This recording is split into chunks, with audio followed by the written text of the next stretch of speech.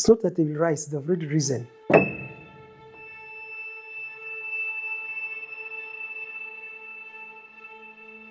I'm not able to know which leader am I supposed to choose because it's already decided. You never get the true factor. It's always lies. And when you get lies, you never know how to vote because it has affected your mindset and everything. It's so into a seven of violence, people killing each other. So now we are advocating for peace.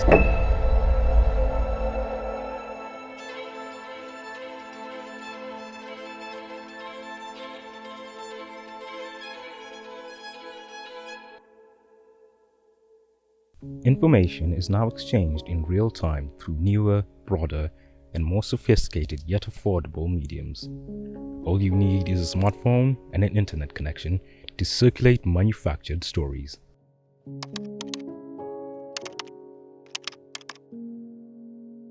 Fake news is something like propaganda. It's just to drive emotion about what is not real. So just propaganda, just to to drive a certain emotion. Fake news is what is made out of reality, the untruth about something. First of all, news is whatever happens within the world, within the world, in the country, or whatever place that it is currently capturing the eyes of everybody. That's like we can tell you can say in another word is what's trending currently, and news is something that breaks anytime.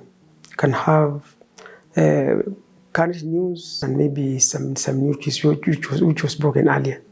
So we will classify it as broken news and then updated news. But now news is the news that has been verified by an editor, a qualified editor, editor who's in charge of news production and news production and verification. So the news that has been verified by an editor, a qualified editor, is the one that's being accepted by all the bodies, government bodies, and also all the citizens are supposed to accept it. Fake news is a fake that news that somebody is faking out of the original one news. Somebody gets the original material, then twists it to suit themselves. Example. If you see daily newspapers, the headlines, the real headlines are the ones that are already on the papers. But when people scan those images and then put them on social media, then they change the headline to suit whatever they want people to hear, to see. Now that's fake news. That's in terms of newspaper. And in terms of video coverage, somebody can have a one-on-one talk with somebody, then all of a sudden, he creates an image whereby you have a very large crowd that's actually supporting this person, and you'll feel that this person is addressing a very big crowd. That's one of the things that people do, editing, to claim that these are real news, although it's fake.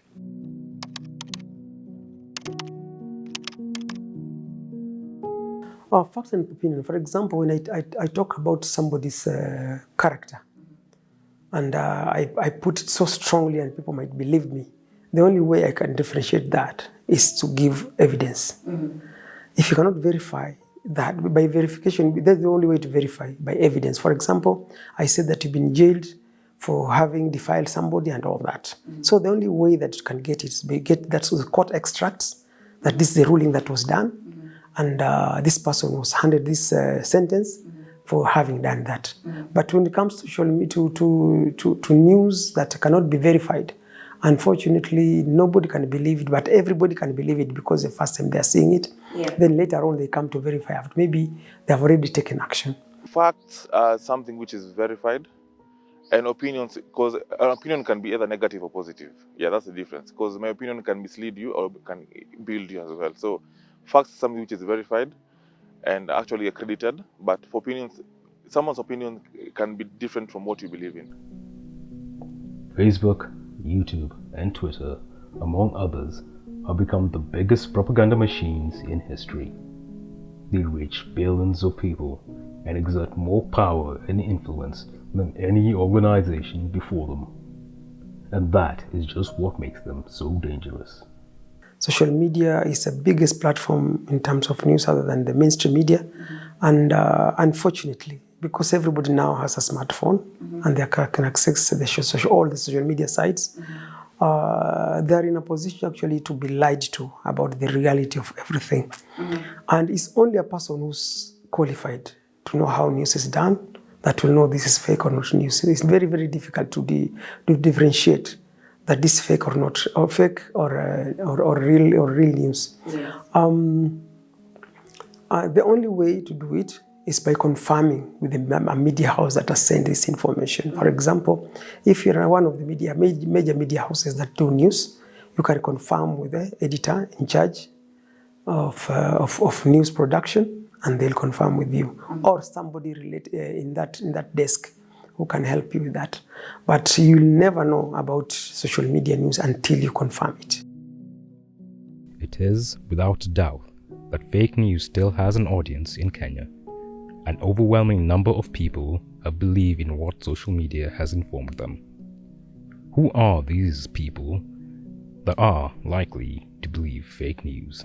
The younger generation, yeah, and actually the fake news actually mislead most of us, because you might see like the debate we had Wajakoya or whatever that happened. You'll see someone manipulating the information, and they will say like Wajakoya has done this and done this. So it creates lies where people believe in, and it can usually mislead you because many Kenyans, mostly youth, are misled by fake news.